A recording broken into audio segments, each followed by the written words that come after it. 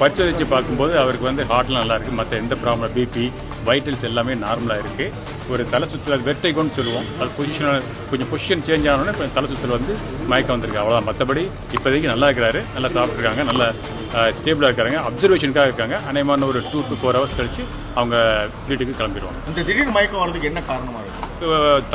தலை சுற்றல் வந்து வெர்டிகோன்னு சொல்கிறது, positional vertigo. Already vertigo problem இருந்திருக்கு, அந்த வெர்டிகோ ப்ராப்ளத்தினால மயக்கம் வந்திருக்கு. கூட வெயில், ஒரு டீஹைட்ரேஷன் அந்த மாதிரி தான்.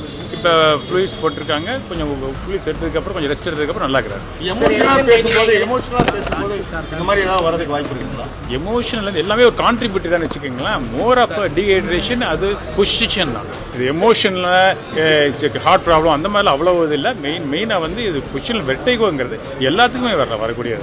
எலெக்ஷன் டைமிங் இன்னொரு 10 நாள் தான் இருக்கு, கேம்பெயின் போலாமா?